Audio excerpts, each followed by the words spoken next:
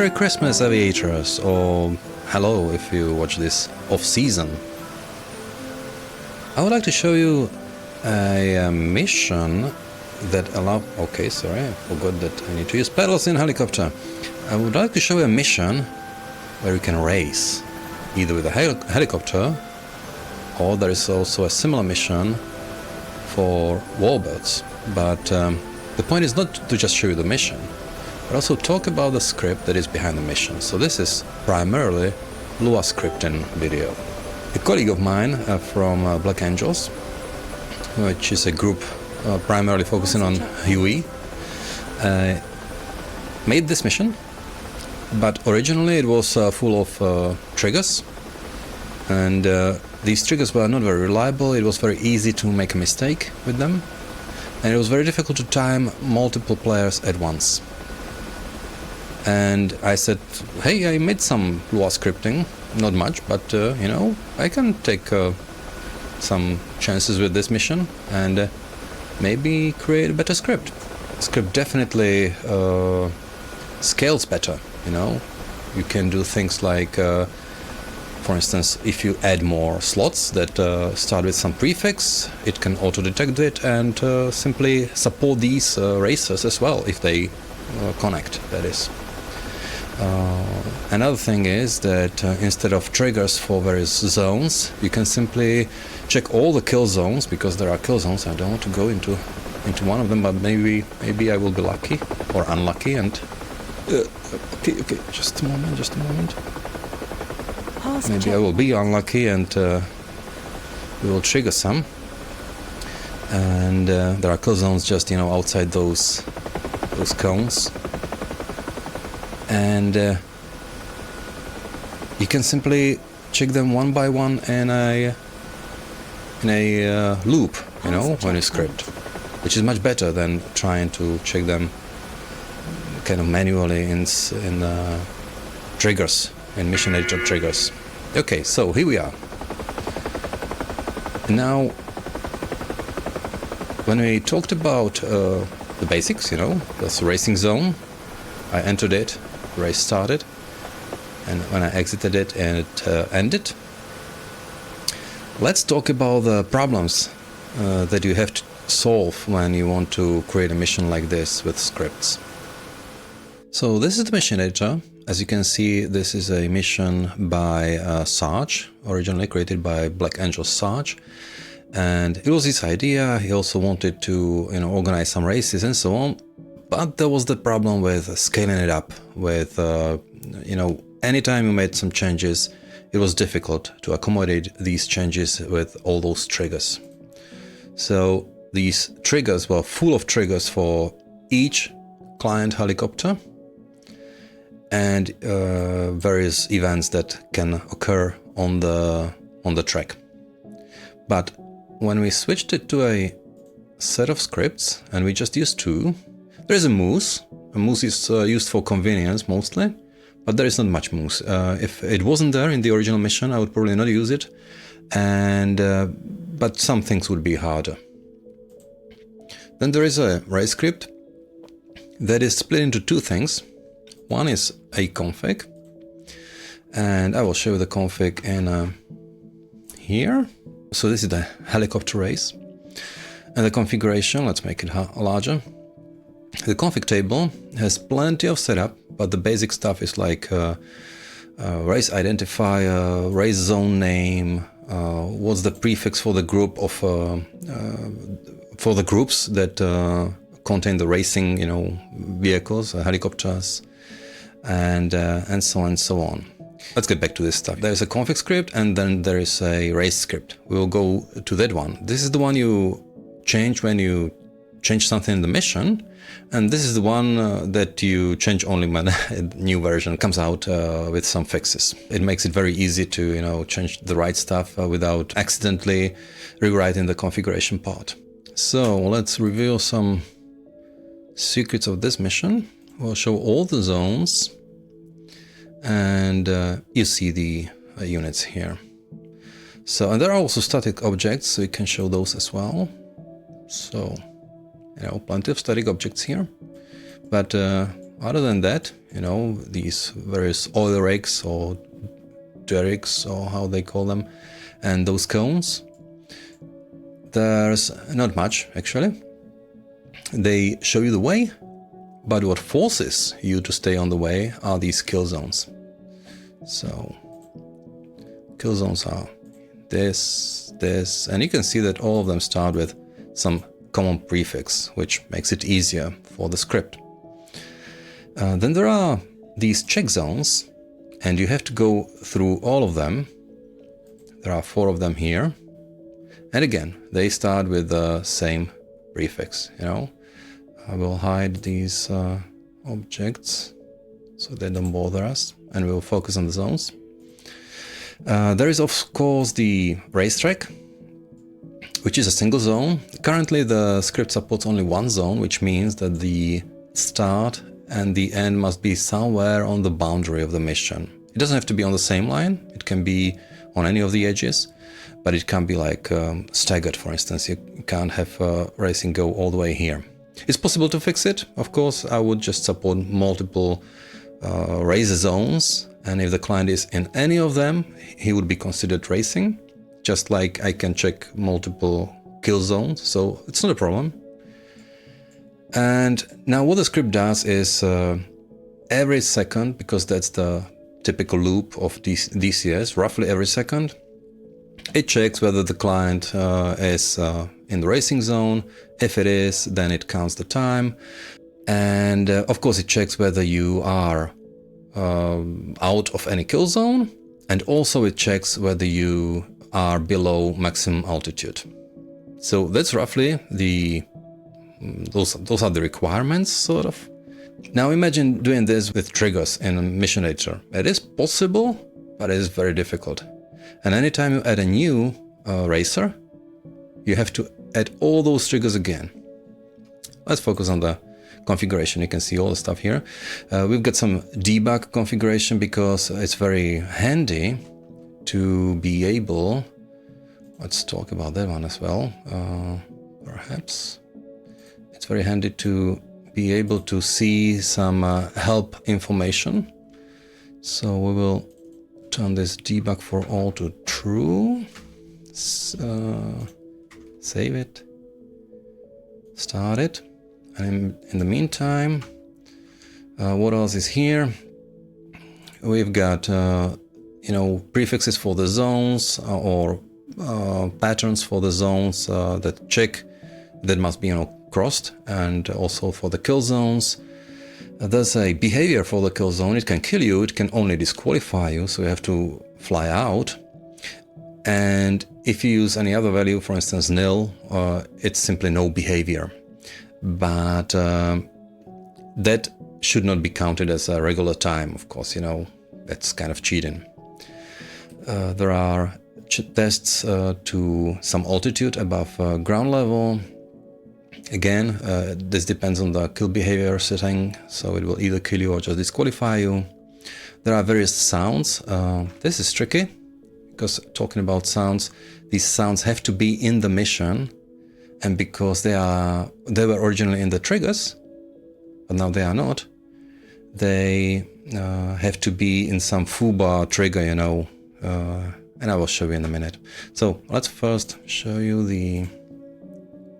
You probably figured out that this is one of those DCS unscripted video, right? Really unscripted. So it supports this F10 menu. I can show you the leaderboard, but currently there is none. And there's this race debug that tells you all the all most important information. So like the player name, group I'm in, how many checkpoints I passed already. It would probably also tell you the identifier if it was a network game, but this is just a local game. There were actually plenty of stuff we have to fix for both, especially for the multiplayer game. It's easy to develop it in a single player, and then many things don't work in multiplayer. What else is here in the other? You can switch the kill zones behavior, and you can also check some tail, log tail. It keeps its own kind of logtail only for the race events. So it's also practical sometimes, you know. Here you can see that UCID is nil for single player games. So that's how it looks. You saw how it plays already. So let's get back to the editor. And we talked about those sounds. So it's very important to have some trigger, kind of like a resource holder. That's how I call it here. It never triggers, and if it does, it plays all these sounds to somebody, to everybody actually. But the point is just to keep these files in the MES file, because if you remove the trigger when the file is saved, anything that is not used would go away. So you have to use these files even in this dummy manner. Otherwise, they would not be available for the script, right? So what else can you configure? There is a funny thing. I said that the race loop only goes once in a second. I assume it's the same loop that triggers all these triggers from the mission editor. They also are limited to roughly 1 second intervals. But with some clever tricks, you can kind of approximate sub-second time. If you remember from my first gameplay, I crossed the line and it showed, I don't know how many, 100 second point something. And this point is done in such a way that when we cross the line, I know where I was in one tick, and I don't want to start the kill zone, right? I know where I was in one tick, let's say here, and I know where I was after in this current tick. Now I know that I entered the zone, the racing zone. So instead of using my current time as a start time, I linearly interpolate, you know, from I know that the distance. I know the distance to this point. I have some reference point. That's this thing here, you know, and I have some reference distance. I simply know how far I was from some reference point before, how far I am from some reference point after I enter the zone, how far the entry is, and from that I linearly interpolate the time, you know. Of course, if there was change in speed, it's not precise, like super precise, but it's still good enough. How I do that point, it's simply I pull this until I see 1000, which right now I don't, because I don't have the right zoom. But when I see 1000 and I go roughly perpendicular to the edge of the zone, I then read these numbers from here. Of course, I can't move the mouse afterwards. And those are the numbers that go here for start and end reference point. Both reference points must be of the same distance. You can choose any distance, the higher the better perhaps, I don't know. 1000 is pretty enough, that's in meters. And then there is a special functionality, which is a restart voting, let's say. And if more than, 3/5 of all the players, so if you are alone and if you fly here, after 10 seconds you restart the mission. Or you end the mission. You end the mission with the help of a trigger, because this is something we can't do from the script. So there is this restart script, and the script sets this flag, and this trigger ends the mission. And if you have it on a server as a single mission, it will restart it, right? So it's not necessarily restart, it's like end mission. So if you're alone here, it will do it for you. If there are two of you, you alone don't, it's not enough. You feel something strange here, see? You feel something strange here, but because I'm alone here, I can restart the mission. Bang. Cool thing for players, if there is some problem with the mission, or if too many objects are damaged already, you can restart it by kind of voting. And that's about it. You know, the rest of the config is just some defaults for some messages, and like spectators are warned when they are below some ceiling close to that kill AGL level, but that's not important. And there is this time preciser, which is that thing that supports that time interpolation, sub-second precision, and this is set only if you set all those reference points. and reference distance. Otherwise, it's not enabled, kind of. Now, this configuration script ends with putting all these stuff from this C table, which is this local variable here. It puts it into a global variable with some longer name, because longer is better, so it doesn't conflict with anything. And it is transported into, or used, you know, in the main script as such. So let's look at the main script, and this one is, of course, more complicated, but it's not very long. No, 500 lines is not that much. Oh, now we use just a shortcut for this global variable because we will use it a lot. Let's go with the structure. It does some initialization. For instance, it knows the racing zone name, but here it picks the zone as a moose object. And I will not go into details. Moose simply allows you to do some stuff more conveniently.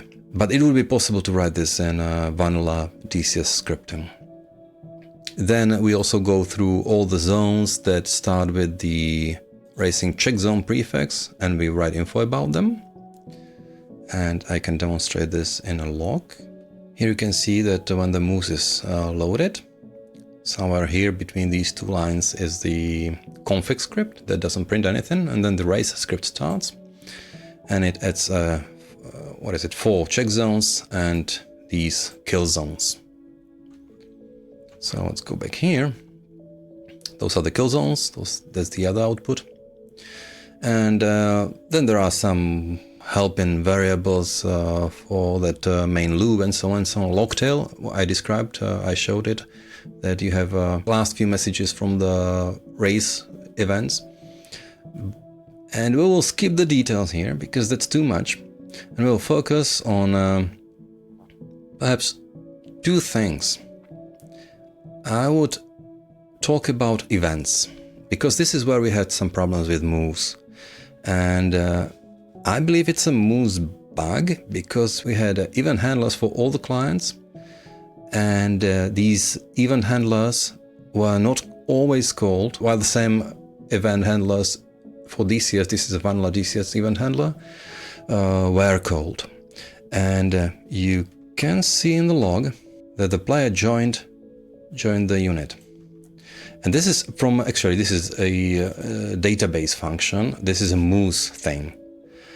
And these events were always called, but I didn't see the equivalent race player enter message from the moose event. So I simply replaced all the moose events with vanilla DCS events.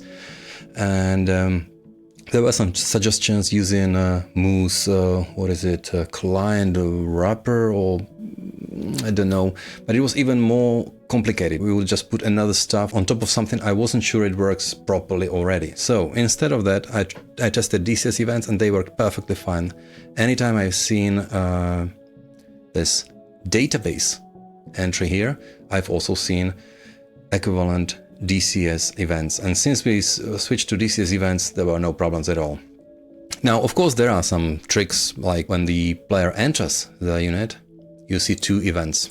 One is birth and the other one is player enter something, player enter unit. So we just treat them the same way. And if the entry is processed twice, it's not a problem. It's just written in such a way. And then there are 3 various events that we care about when the player is finished. You know, he can crash, he can be dead, or he can leave the unit because he switched slots or just left the server or whatever. Now, the event handler then checks various corner cases, because these events are sometimes called, even for the units like these, without any relevant unit actually. The unit can be null, player name can be null, many things can be null. Of course, sometimes it's okay, because some of these just mean that it's not a client unit that joined the unit, whatever that means. But after all these checks, we can figure out various info for the player, and if it's not ignored, like it happened, of course, we decide whether he entered the plane or whether he left. And if he entered, then what we do, we simply prepare some information for it. And for each client ID, which can be either this UC ID, which is for network games, or we fall back to the player name for local games. We use this as a key to some table, kind of a hash map, where we just add information about the player name, what group he is, and what unit he uses. And here we use this moose unit for convenience again, so we can it's easier to work with it. Finally, we add a F10 menu for the player, so he can check the leaderboard. And if he is entitled to, we will also add these additional commands to him. Obviously, most of the nitty-gritty details are hidden in the main race loop. And what it does, so now we've got the current racers table. We've seen how it is populated in those events. And what we do is that we iterate over all the players. And now various things can happen, of course. Some players can be inside the racing zone. If the player is disqualified, which is used for when the kill behavior is set to disqualify, then we simply write him that he should leave the track area, and we don't do anything with it. Otherwise, if he is inside the race zone, then where is it? Here. If he is inside a race zone, which we only calculate if he already has some start time, then we write him the new time, and we also check all the check zones. And if he is in one, then we will mark it to his data structure. So, for instance, racer data, which is his personal data structure extracted from this, current racers. We just check that he was not in that zone already, and if he wasn't, we will play him the sound and a check zone or whatever, and mark it that he was there. This is very important for the finish, because when he finishes, then we want to check that he visited all the check zones. Now, if he doesn't have any time, it means that he just now entered the race, because he is in the zone, he is not disqualified, but he doesn't have any start time. And now we use either the time processor or the current time, and we play the enter sound. Now, whether he entered the zone just now or he was there already, we also check the altitude, if he is not too high. If he is in some warning zone, we play him a warning sound, otherwise we will kill him or disqualify him. Depending on... Disqualify does both, actually. It checks the kill zone behavior and it does what it needs to do. If he is not inside the racing zone, then there are a couple of options again.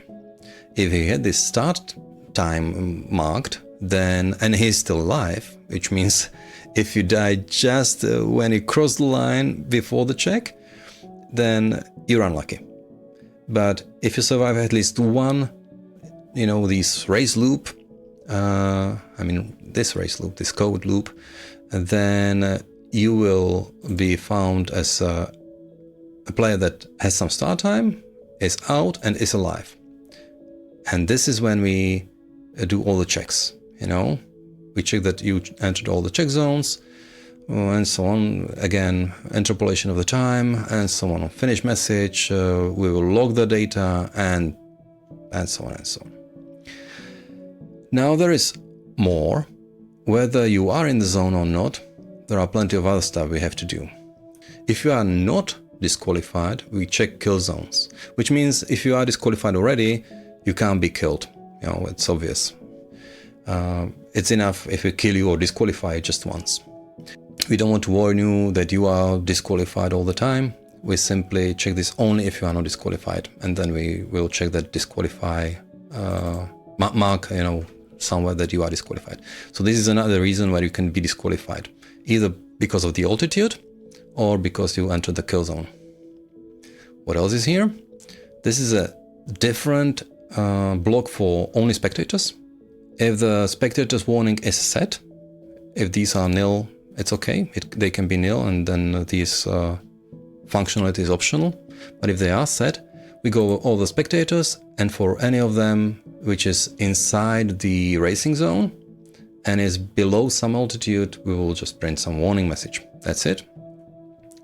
Here's a restart voting.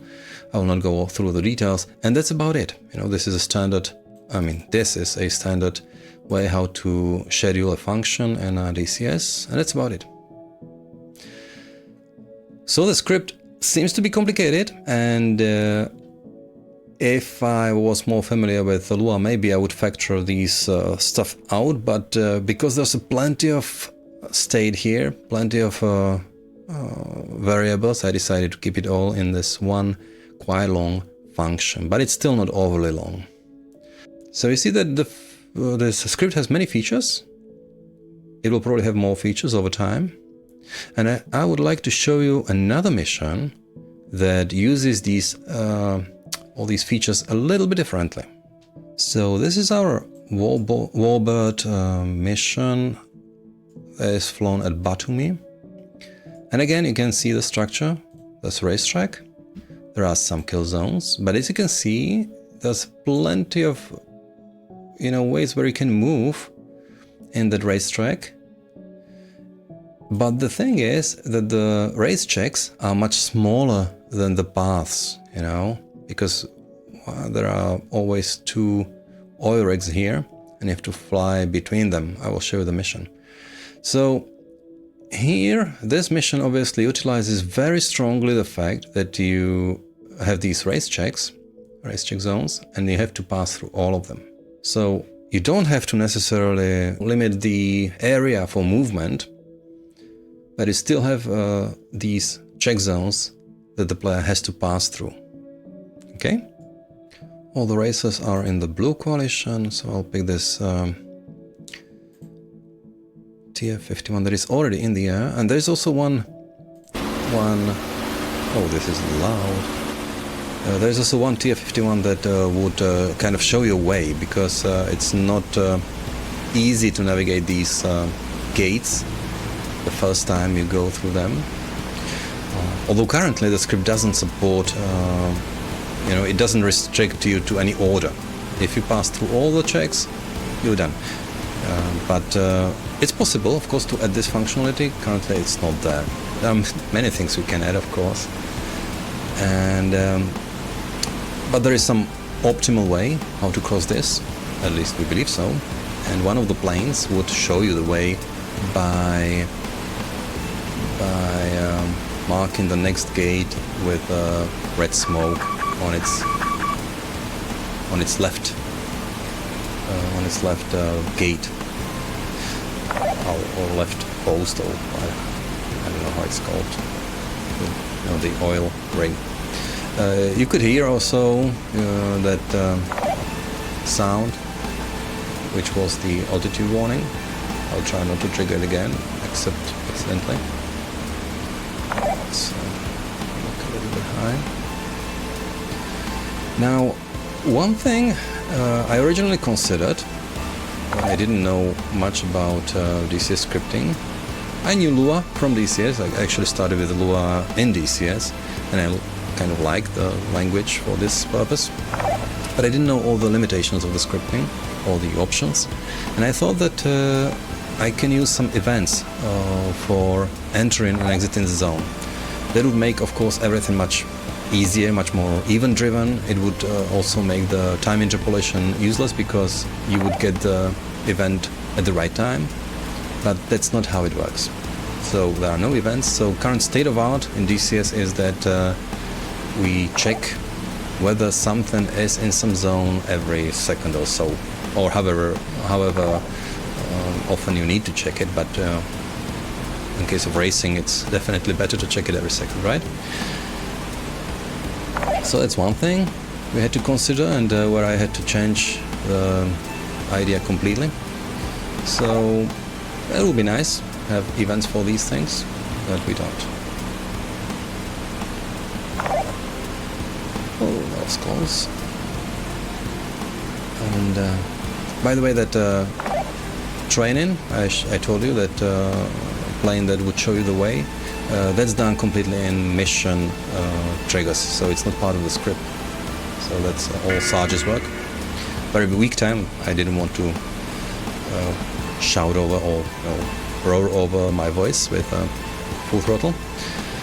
And that's about it. You know, that's our script for racing. It's very flexible if you stay within these limits, but you can do any map you want as long as you know just need this. But it's also, you know, you can extend it. It's published in public domain under unlicensed. The link to GitHub is in the video, in the description of the video. And what should I tell you? Perhaps where you can also play the race, at least as of now, because you can. Simply go to multiplayer and look at these AirRace. Okay, it's easy to find because there are not many AirRaces, at least currently in the list, but Black Angels Helicopter and Black Angels Warbird AirRace. So go there, play, have a great Christmas, see you in the new year, bye bye. Past checkpoint.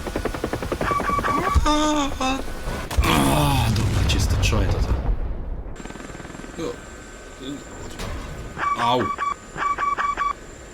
Wytła? Nie wiem czym go odpalło. Czekaj, jak mi to co odpadło teraz. Ale...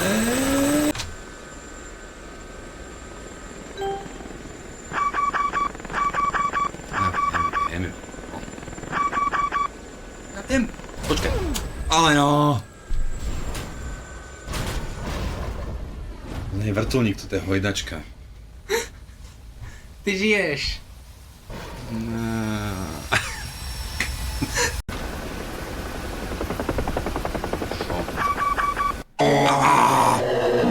To była Wesoło.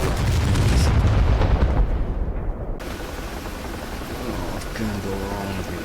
Past checkpoint. Okej. Czuję ten dim. To się cygarecze tam. Kusak nie mówi.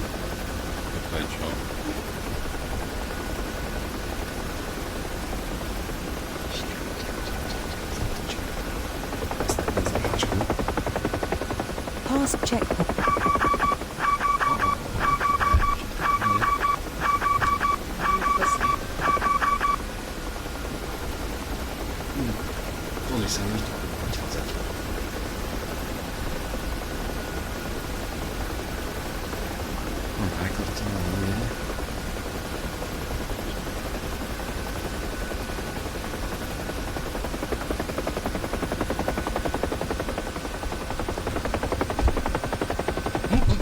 Past To są checkpoint. nie klifowani niż tylko książki. Jak podarło. Nie jest to czas. Powinien być czas.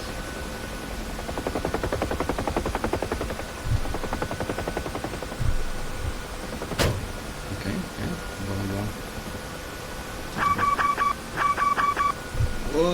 Past checkpoint. Vůbec nie jest to czas. Okej.